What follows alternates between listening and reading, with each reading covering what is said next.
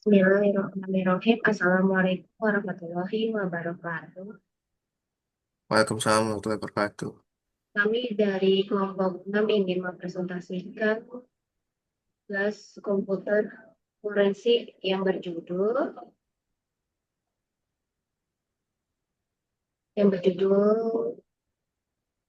pengertian komputer forensik. Dan di sini anggota kelompok kami ada saya sendiri, Rianti Pratiwi, dengan NIM 1722071 dan bapak saya. Saya Hadi Basyar dengan NIM 17220126. Nah, di sini saya akan menjelaskan tentang pengertian komputer forensik. Komputer forensik merupakan aktivitas yang berhubungan dengan pemeliharaan, identifikasi, pengambilan penyaringan, dan dokumentasi bukti komputer dalam kejahatan komputer. Menurut Joe Trobin, seorang ahli komputer forensik, penerapan secara sederhana dari pendidikan komputer dan teknik analisis untuk menentukan bukti hukum yang mungkin dan akan diteruskan oleh rekan saya Hadi Bashar.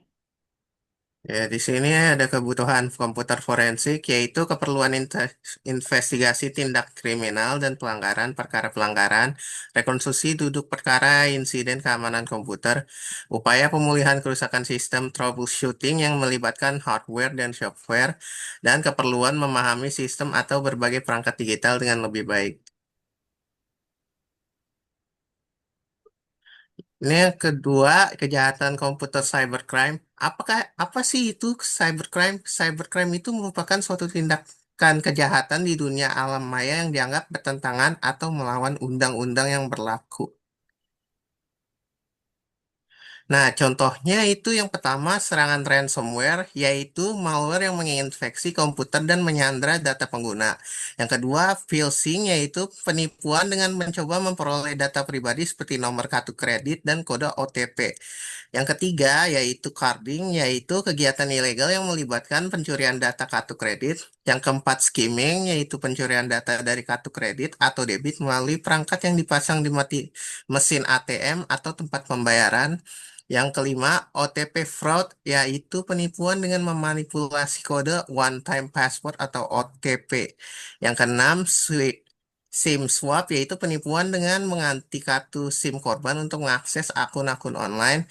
Yang ketujuh, penipuan online, yaitu berbagai bentuk penipuan yang terjadi melalui internet. Dan yang kedelapan, pemalsuan data, yaitu memanipulasi atau pemalsuan data secara elektronik.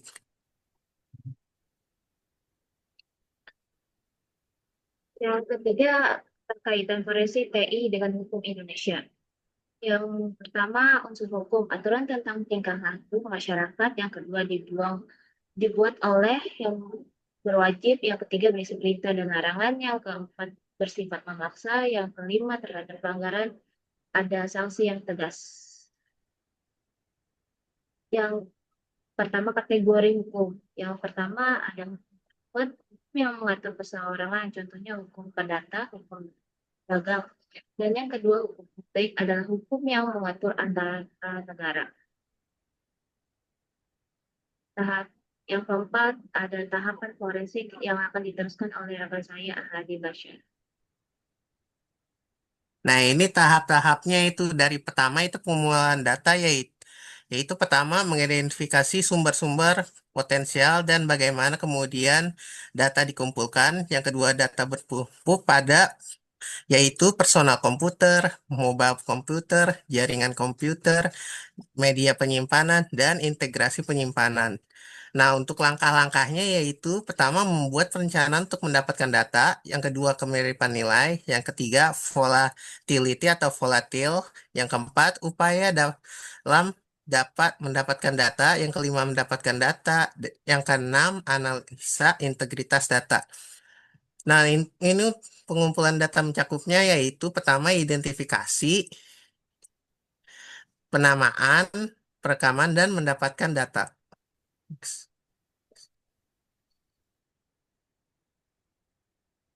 Yang terakhir yaitu mempresentasikan informasi yang merupakan hasil dari proses analisis. Yang kedua, faktor yang mempengaruhi reporting. Yang ketiga, alternatif explanations atau penjelasan alternatif. Yang keempat, audience consideration atau pertimbangan peserta. Yang kelima, actionable information. Nah, sekian dari kelompok kami, kurang lebihnya mohon maaf. Wassalamualaikum warahmatullahi wabarakatuh. Waalaikumsalam warahmatullahi wabarakatuh.